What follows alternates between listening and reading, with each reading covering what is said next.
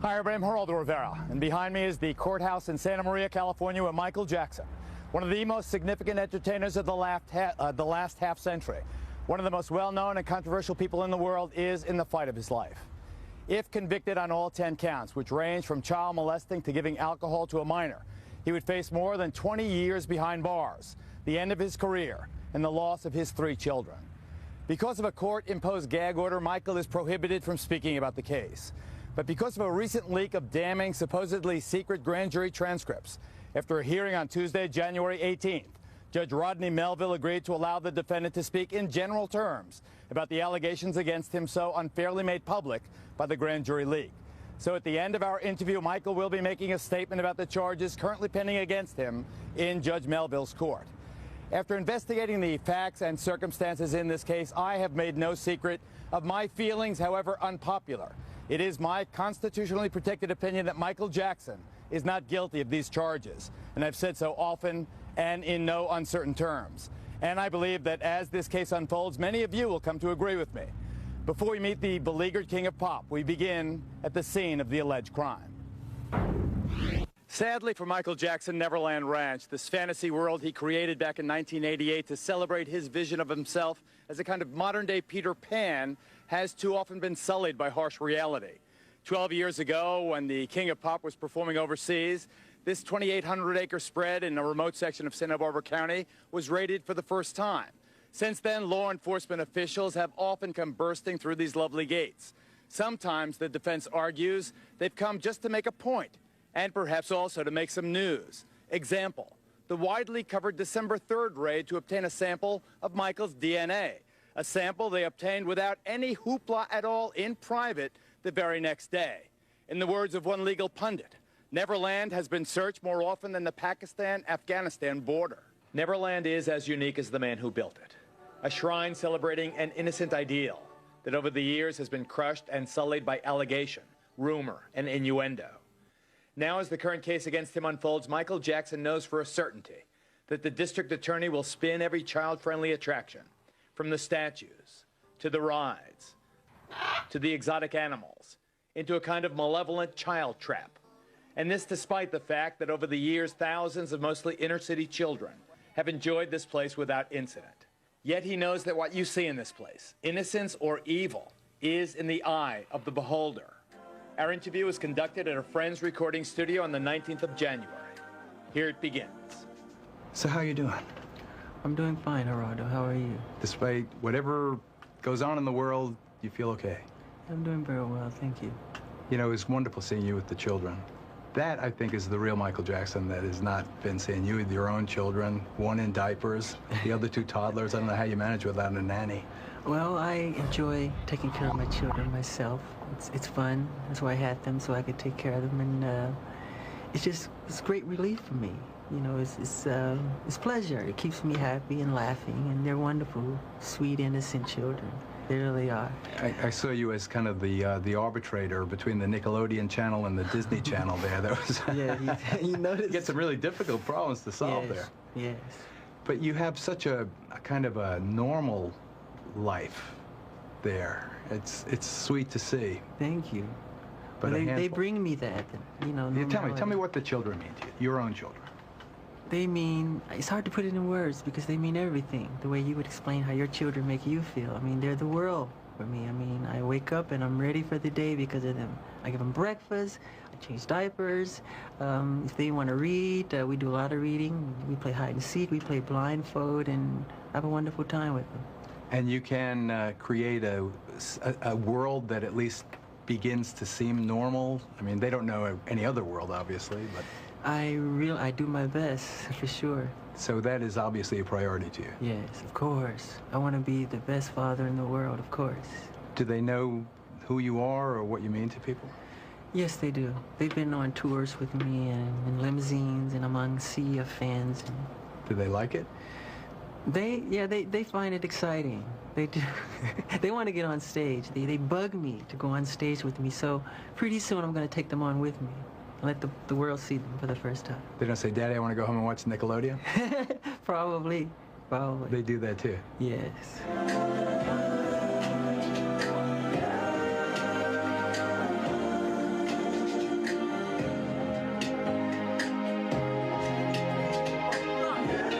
So how do you feel being here in a recording studio again, focusing on the music again? Is it a relief in a sense? It's a great relief because it's what I do, and it makes me feel like I'm totally at home. I'm into my own. This is what I'm here for, and any of the arts like that could be film, music, you know, any type of art. I love it. So when you're being the quote-unquote king of pop, that's when you're most comfortable? I don't know. Or is it the creative process? The creative process, yes. I love creating.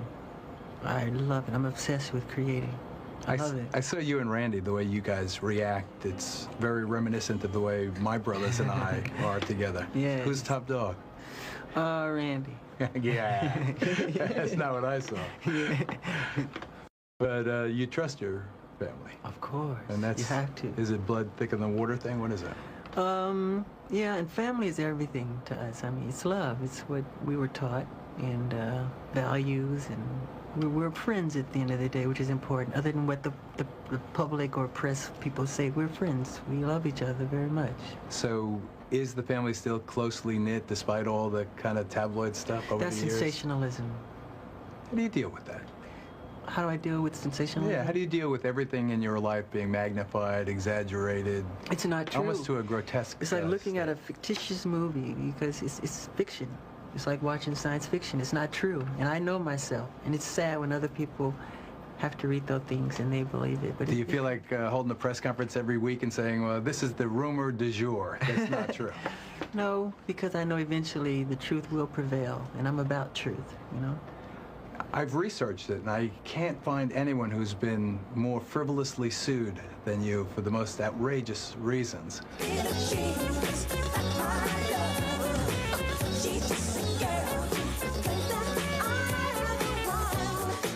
One of your attorneys told me that a woman called Billie Jean Jackson called and said, stop accepting any paychecks, Mr. Attorney. I'm the wife, and Billie Jean taking it obviously from your hit song. Yes. I mean, how do you first of all, does it affect you, the rumors? Does it affect me? Yeah. Yes, but I become immune in a way too. I'm very strong. I have rhinoceros skin, and but at the same time, I'm human. You know, so anything can hurt like that. You know, but I'm very strong. And I just don't like people hearing about such false information. For instance, did you father quadruplets last year? There was a crazy rumor that Then they became twins, I know. I don't know what happened to the other two. Maybe they were abducted by aliens. Yeah, I heard about that story. No, I don't have any twins. And they said I'm hiding them or something. No, it's another made-up rumor. So it's completely false. Yeah, I think the bigger the star, the bigger the target. I'm not trying to say I'm the super-duper star. I'm not saying that. I'm saying, you know, the fact that people come at celebrity. We're targets. And, but truth always prevails. And I believe in that. I believe in God, you know? Does that faith sustain you? Of course it does. How about friendship? What about friendship? Do you rely on friends? Have people stayed with you through thick and thin? Who are your best friends?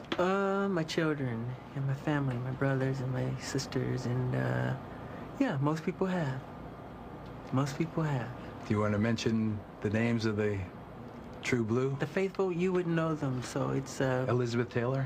Well, she's very loyal. I see Elizabeth all the time. She's my dear friend. I was just at her house.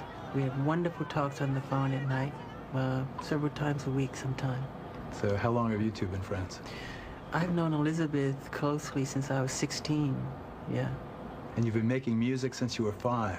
Yes. So you're in your 5th decade. That's 41 years of making music. Yes. You ever get sick of it? No, not at all. I never get enough of it. Really? Really. Do you ever get sick of Randy? Never. He's here, ladies and gentlemen. That's why. No, never. He's wonderful. He's been very supportive and amazingly brilliant, really. They're all different. Your whole family is Every crazy, brother and eccentric, sister is like my family. completely different. Like any family, you know, you have all the different elements, and everybody's different. That's what makes it a family. When you have such intense scrutiny, how do you live any kind of normal life? How do you, have any fun outside of your own property? I don't. I go off property sometime, but not all the time. I create my world behind the gates, because I can't go to the local movie theater down the street or the local park down the street, or go pick up ice cream at the market, at the corner store. So you want to create that world behind the gates. And that's what I try and do. And it's not just for me if I could share with my family or friends or whoever I do. You know? And that necessity for some privacy drives all these crazy rumors and speculation. So it's a difficult balancing act that you have to endure. Yes, yes. It's part of what comes with celebrity. You know? But you're not complaining, are you? I don't. I try to, rub it off. Not that I don't know what I'm the king of. King of getting shot at, maybe. No. King of journalism. So what is it about children in distress? You mentioned the tsunami relief effort. Yes. What is it? Is it your own fatherhood that motivates that? Caring and reading the Bible, learning about God, Jesus, love. Jesus said, bring on the children, imitate children, be like little children, and to take care of others, to take care of old people. And we were raised with those values. Those are very important values, and my family and I, we were raised with those values, and they continue strong in us today. When we come back, Jackson talks about a musical reunion with his brothers for a wonderful cause. That is after this. We're family. That's what we are. And my mother is strong, my father's strong. We're even stronger together. But we didn't know that from those humble beginnings, the success would bring about this.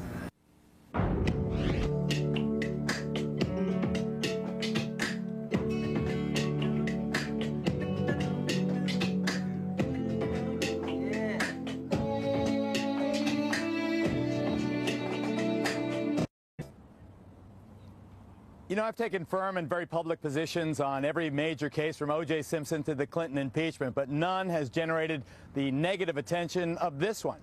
In a spirited exchange last night with Jay Leno on The Tonight Show, I figured out why. It's that every one of us has formed an indelible image of Michael Jackson over the years. It's one forged by events as far-ranging as the defendant's plastic surgeries, to the changing skin color, to what some consider his bizarre public or private behavior. As I said to my friend Jay Leno last night, none of that is relevant to the question of whether or not he molested the boy. In this relatively short segment, Jackson talks about what's ahead for him professionally, assuming, as I do, that he beats this case. What about movies for yourself again? Dorothy and Toto. What intelligent names. You had The Wiz and some of the others, but we haven't seen you on the big screen in a It's while. because I'll be directing myself. I love directing. I love creativity. And I think when an artist steps forward with a production of some type, if he can express himself the way he sees it should be done, I mean, I feel it and I see it. I'm a visionary. So if I can give that, I do. And that's what I love to do with music, with film, with dance, I love the arts. And do you think art has a role in real life? And I'm specifically referring to this record and tsunami relief. Yes. You're doing this song for tsunami relief. Tell us the moment you recognized that this disaster was so extraordinary. I saw it the day after, I think it was, after Christmas. And as the numbers kept building and escalating, it just became phenomenal. And not even I could believe that it was true. I was amazed. I said, I felt I should do something. That's what God gave us talent for, to give and to help people and to give back. And so my brothers and I decided to put a song together. Would you pick up the phone and say, hey, bros? Yeah, let's Randy get together and myself, yeah. You say, hey, we want to do something in the studio for the tsunami victims, and let's get together. And they'll say, great, let's do it, and we'll organize it. However you're back, I think people will appreciate the fact that you're back. Wouldn't you kind of exult in a world where you could concentrate on your art and your kids? And I would love it. I mean, that's what drives me, is the medium, the art. I love it. And that's the world I'm most comfortable in. Oh, baby, give me one in Gary, Indiana, did you ever expect where your world would be as a 46-year-old man? I never thought about it, really. I never thought about it. I knew I wanted to do something wonderful in my life and to help people, and but I never really clearly thought about it when I was really little. I just sang and danced and didn't understand why people were applauding and clapping and screaming, and you really don't. You don't know why. When you grow up like that on stage, when do you get it? When do you understand where you fit into society? I think it takes longer when you get older. You start to have a more rounded personality, and your brain starts to grow. You start reasoning and understanding more things and researching. And, you know, that's how it happened for me. Isn't it nice to have a conversation on television where people can hear you just being ordinary, normal, reasonable? I'm like this all the time. I'm just being myself. Well, God bless you. Thank you. At a certain point, Michael Jackson and the brothers Jackson kind of separated artistically. Is this a moment in your life where you're coming back together? Obviously you'll continue your solo career, but what's the big plan? What's the big picture at this stage in your life? What has been left unachieved? What would you like to do? There are a lot of surprises. Film. I love film. What else? Well, it's not just so much film, but it's innovating it and pioneering it, taking the medium to a new place. I think we should just beat it. Just stop worrying and just follow me. I got this. This girl is dangerous. You're not talking about music videos now? No. Something else? Because I use the music video medium as a short film medium to take me to the next level, and I'm having a lot of fun, you know? I know who you are. Bing, bang. In the upcoming segment, Michael talks about his dad and the future of his music. I think all these guys just put a lot of things in their magazines in order to sell the magazine. I have no doubt that there is a commercial motivation, Yeah. some of it. But is all this stuff just smoke? There's no fire there? That's smoke. You can see the smoke. Just observe the person, that's all. Welcome back. This segment begins with Michael's assessment of where he fits in the current music scene. Watch.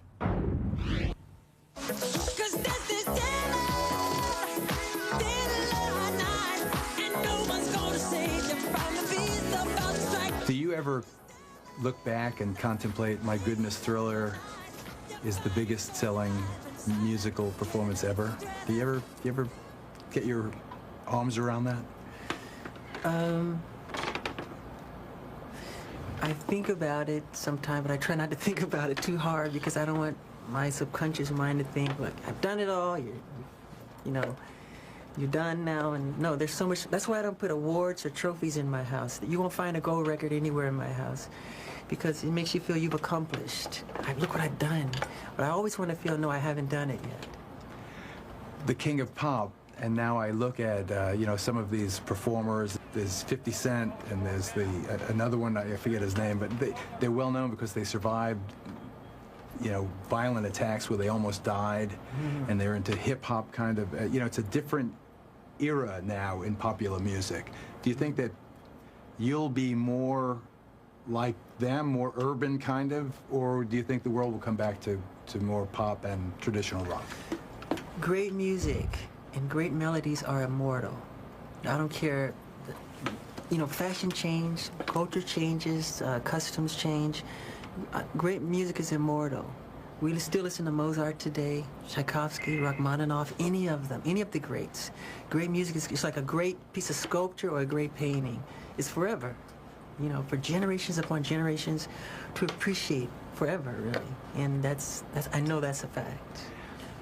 On the other hand, I interviewed Barbra Streisand at one pivotal point in her career. She was going to do duets with the Bee Gees and other popular artists. She really kind of changed the tempo to surprise people. Would you ever consider more of a hip-hop approach?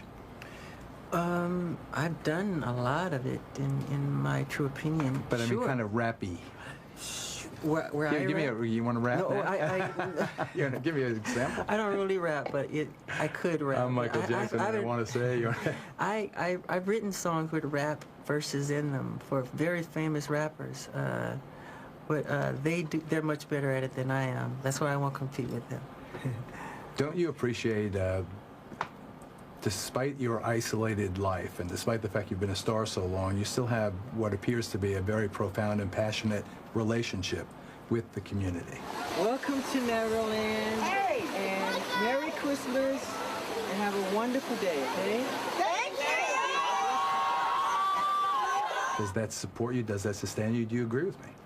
Yes, I do agree, because it's important to love your neighbors. But where does it come from? Where does that almost instinctive love of you come from? What do you think? I truly think it comes from my mother and God, and the way we were raised, and the values my father instilled in us as youth. And she was always there with the Bible, teaching us. We'd go to, service all the time, like 4 times a week. And I'm so glad we did that, because those values are very important. I don't know if I could have done as well without them. Do you still spend time with Mom and Dad? Yes, of course. They're not far from here right now. That's right. And what is that relationship all about? I'm still close to my mom, obviously. It's wonderful, actually. At this season in our lives, at this stage, I think you tend to appreciate who your parents are more and what they've done for you. You almost start to retract everything and where you are in your life and all the wonderful things they instilled in you. You start to see them come forth, to take fruition in your life. And I'm starting to, see a lot of things, traits that my father influenced me on, and my mother, and so it's been amazing. My friend Cheech, who you know, whose partner Tommy Chung helped discover you guys. Yeah, I like that Bobby guy. Taylor and the Vancouvers. Yeah. He says as he gets older, he looks at his father's face in the mirror. Do you feel that? Are you becoming like your dad, or do you I'm see very much like my father in a lot of ways. Tell us. He's very strong. He's a warrior. He's just he's always taught us to be courageous and to be confident and to believe in our ideals, and no matter what, no star is too far to reach, and you never give up. And our mother taught us that as well, no matter what. So you're a warrior also? Absolutely. Absolutely. That's the way you see yourself? Absolutely. But tell us more about how you see yourself. How I see myself? Yeah. You have to tell me. No. I try to be kind and generous and to people, and to do what I think God wants me to do. Sometimes I pray and I say, where do you want me to go next, God? What do I do from here? So I'm very spiritual in that way. I always have been, though. It's nothing new. I'm joined here at the Santa Maria Courthouse with Ramon Bain, Michael Jackson's spokesperson. Hi, Ramon. Hi, Geraldo. How did the first week in court go? Well, it went very well. I mean, it was a long, tiring week for us. And we were all laughing today because just to think this is just the first week and we're a little tired. But I think the first week went very well. What do you think of, well, tell me why, first of all, the jury selection is postponed tomorrow or Monday? Regrettably, our lead counsel, Tom Mesereau, his sister is very ill. And he has taken some time to be with his family, and we'd like to send our prayers out to Tom. He's a wonderful person. So we'll recommence on Thursday? Yes, right now, next Thursday. How's Michael faring? Michael is doing well. This was a very busy week for him, tiring week, but he was very focused, very business, and it seemed like there were so many people surprised about that. How focused he was? Yes, and it amazes me sometimes because I think people, they tend to believe what they read, and they have these misconceptions, and he was about business. In fact, he's been very hands-on with his defense. I think he should be. Much more with Ramon coming up. And coming up, Michael in Neverland. Stand by. Be right back.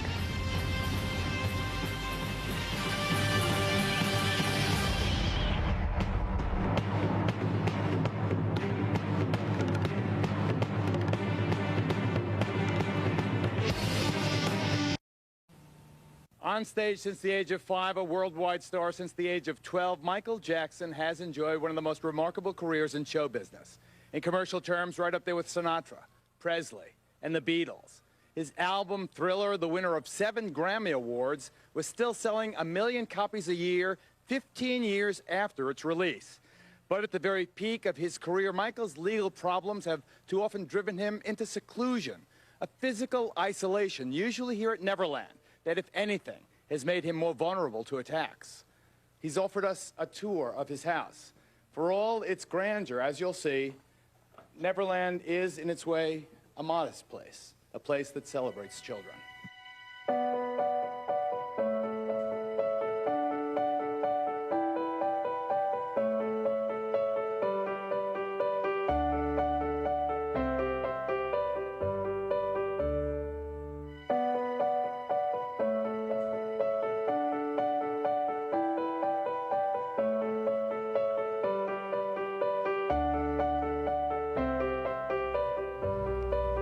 Perhaps Jackson's biggest problem is that his vision of himself as a kind of modern-day Peter Pan just does not sit well in a society scarred by stories of abusive priests and teachers and Boy Scout leaders. So in this segment, we talk about the original creator of Neverland. You can visit Neverland anytime you like. How? Just believe. Did you ever see the movie Finding Neverland or read about James Barrie, the man who wrote Peter Pan? I know a lot about Mr. Barrie. I shouldn't say a lot, but I've always appreciated Mr. Barrie's work, and I've been a fan of Mr. Barrie for many, many, many years. You know, he had a rocky road. It's similar to you. I don't want to get too far into it, but tell us what led to the creation of Neverland. I mean, specifically the place. There's two Neverlands. There's three. There's the Peter Pan's Neverland, there's the Neverland in Michael Jackson's mind, and then there's the physical place that you created up there that I visited you when you brought up all the inner city children. Why did you create that place? I created Neverland as a home for myself and my children, and it was created simply. It was almost, it was done subconsciously. Like I said earlier, where can I go? I mean, it's hard. I've tried to go as myself, and I've had policemen actually tell me, put on a disguise and give me an autograph from my wife, whatever. But they tell me, why are you out here like this with no security? So, and there's like fans everywhere, so I can't do it. I do it sometime, but it's very difficult. But you owned Neverland before you had the kids. Was it for you, or the exotic animals, were they for Michael Jackson, the child? Oh, for me. Yeah. And for sharing with others. Spirit? For me and sharing with others, because it gave me a chance to do the things I never got to do when I was little. We couldn't go to the movie theaters. We couldn't go to Disneyland. We couldn't do all those fun things. We were on tour.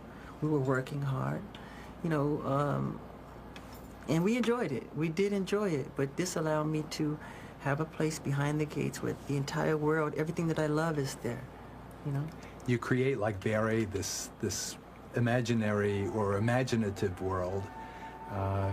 Do you ever outgrow something like that, Michael? Do you ever, you know, think, oh, this is silly to have the llamas and the little choo-choo train and the ride? It's calling God silly if you do that.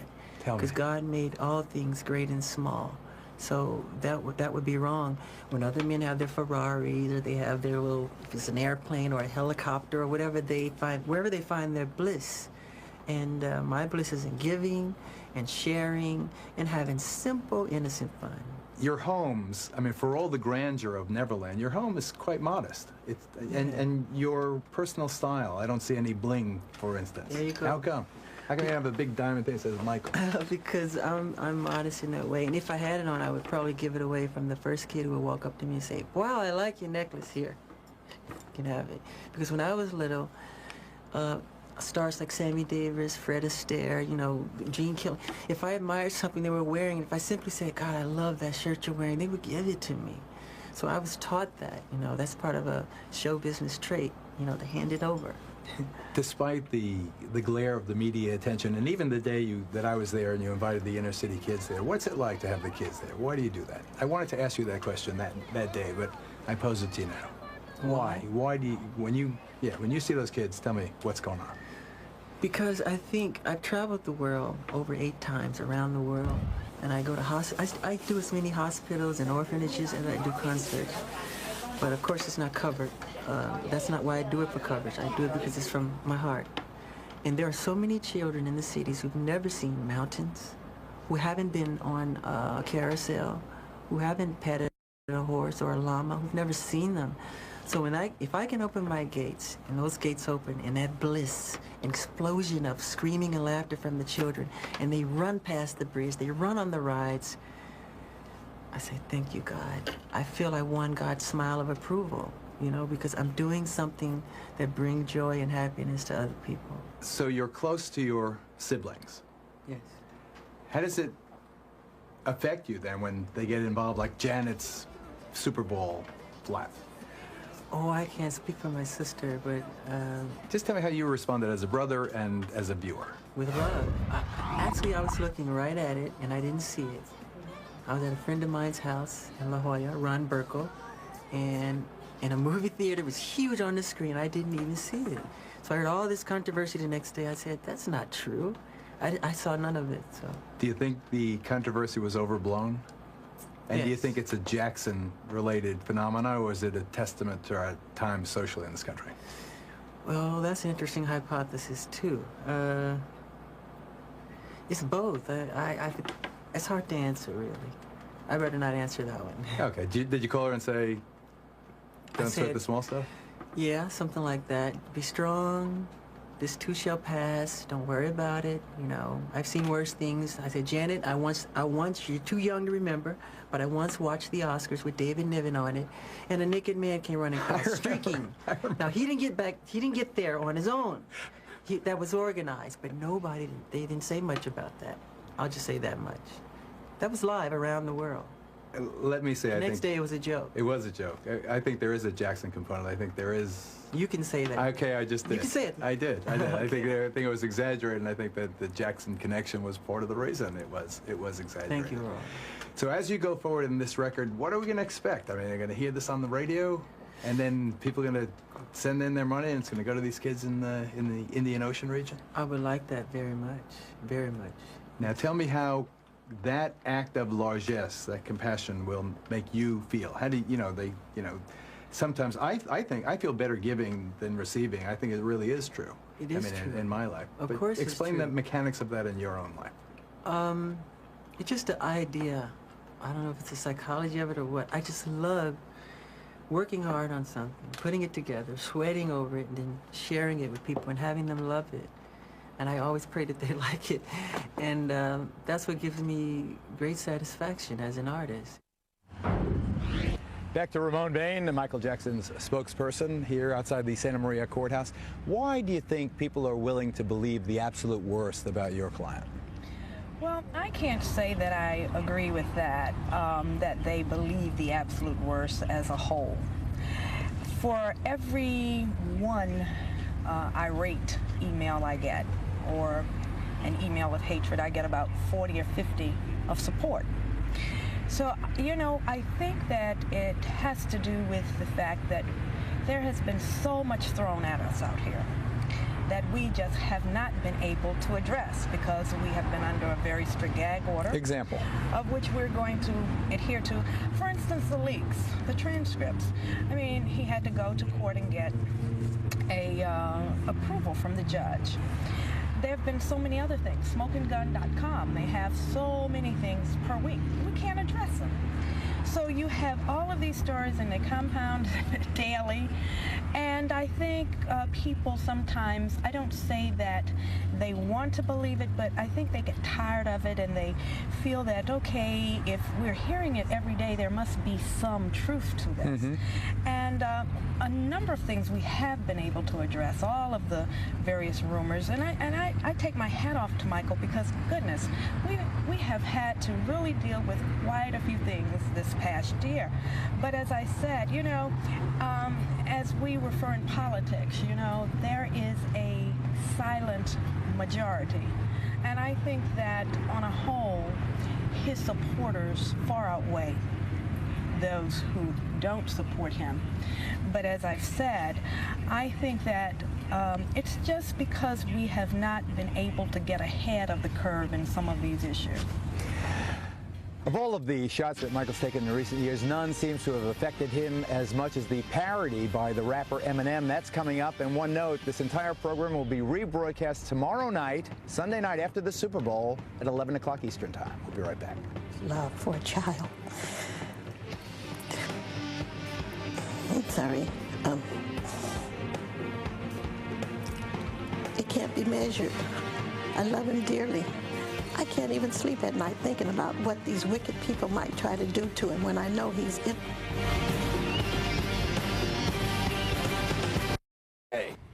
Whether it's his old pet monkey or the time his hair caught on fire filming that Pepsi commercial, Michael Jackson's been the brunt of 1 million jokes in 100 languages. But of all of them, none has cut as deeply as the musical parody by the rapper Eminem. Here Michael talks about that, plus the image recently attached to him as a creative has been. Watch. Does it frustrate you professionally or personally when people say that this Jackson project flopped or that happened? Your #1 compilation, for instance, 7.5 million copies. Now, I think that's quadruple platinum or whatever it is that you label it, and yet the characterization by some in the music business, at least, is that you're not, well, you know, you're not, that it wasn't a hit. How do you feel about that? #1, I don't know which project you're talking about, but the compilation, the last one.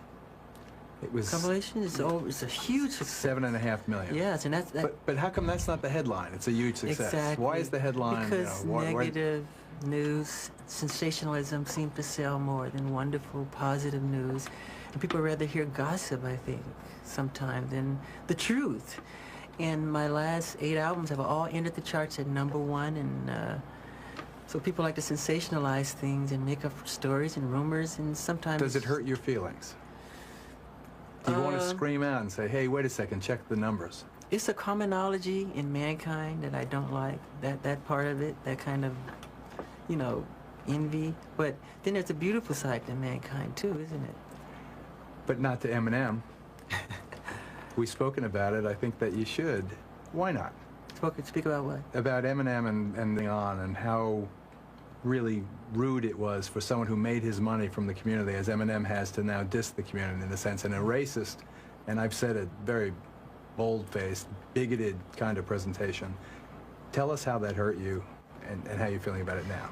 I've never met Mr. Eminem, and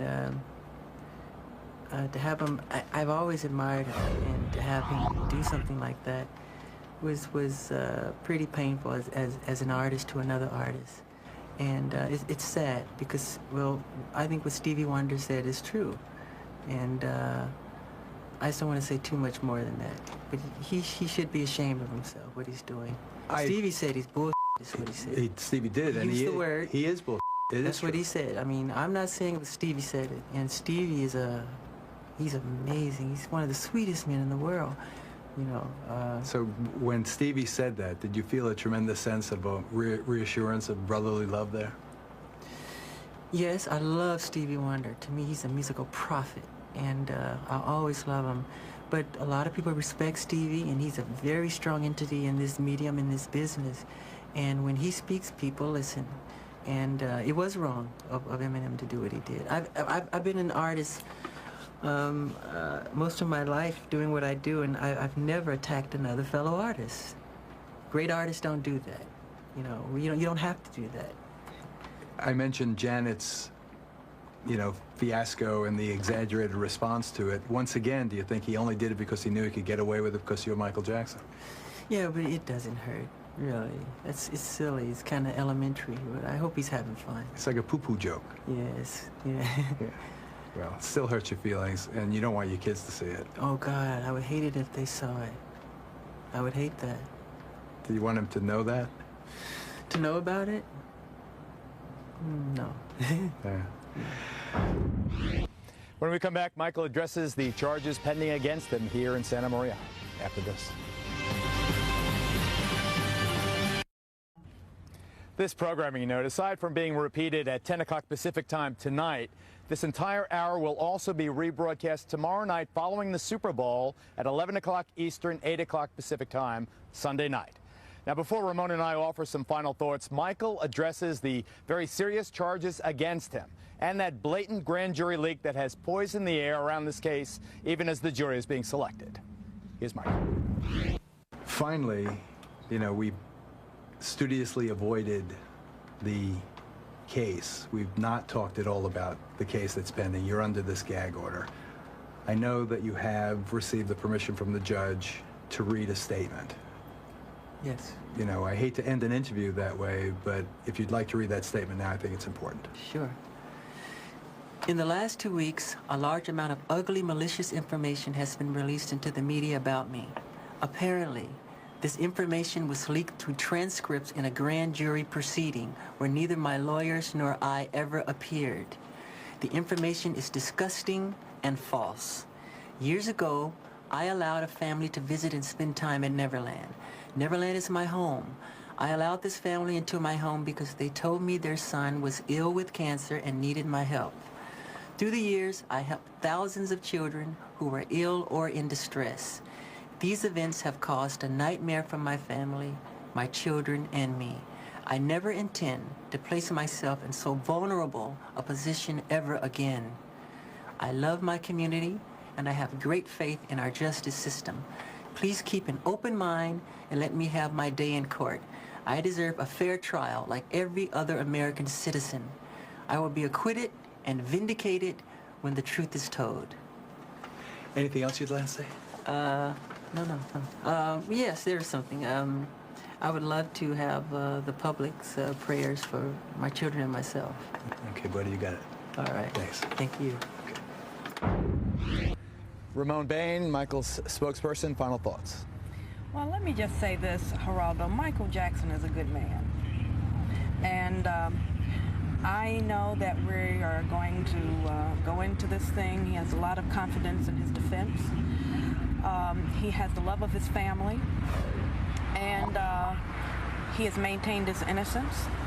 And I am just appealing to people to think twice about believing everything they read. I have a few points also. Item, the family now accusing Michael Jackson once swore to LA County investigators that he had done nothing wrong. Item, they contacted a civil lawyer before they ever contacted the police. Item, it just so happened to be the same lawyer who wrote a multi-million-dollar settlement from Jackson years before. And item, all of the incidents in the indictment supposedly happened only after the airing of the damning documentaries against Michael Jackson. Those and many other items led me to conclude that he's being framed. But he's not without blame. To me, the biggest news in his statement is Michael's declaration that he will never place himself in so vulnerable a position as the one he created by allowing children to sleep over at his home. In other words, Michael has stopped attempting to defend what is, however innocent, culturally indefensible. It's now become obvious to Michael what should perhaps have been obvious all along, that in this often hard, sometimes cruel world, there is no Peter Pan. So how much time do I have remaining in the program? Okay. I want you folks to know that if you watch the Fox News channel, you're going to get a fair and balanced news coverage of the trial unfolding here. It will be historic. I think in many ways it will raise issues that will have resonance throughout our society. As Ramon has said, I urge everybody to keep an open mind. Listen to the evidence.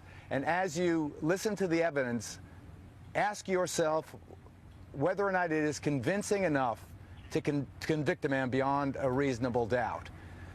You know, unless the district attorney in this case, Tom Seddon, has something much more than we have seen in either the grand jury or in the various leaks about his allegations, I think Michael Jackson will be vindicated. And what we hope, Ramon, is that he goes back to music, making the music that has given so much pleasure to so many millions of people.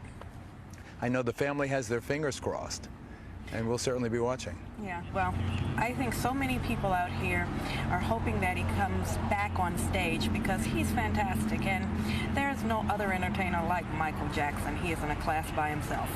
We look forward to his Tsunami Relief record being released, kind of a We Are the World too. We look forward to Michael and his brothers reuniting and going on their world tour. Ramon Bain, Michael Jackson's spokesperson, thank you very much for being with us. And thank you for having me on. Good night.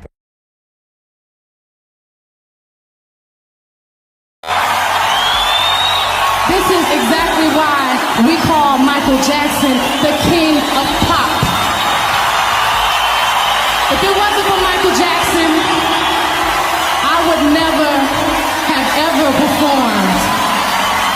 He's made such an impact on my life and every performer's life. Michael Jackson, I love you. We all love you. I want you to give it up for the king of pop, Michael, Michael, Michael, Michael.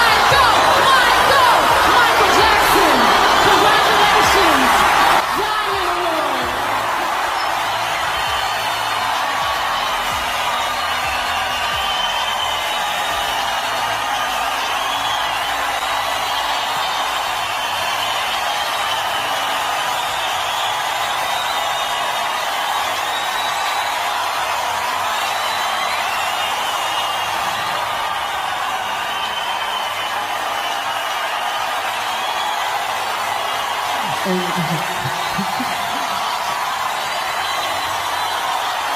love you. I love all the fans from the bottom of my heart.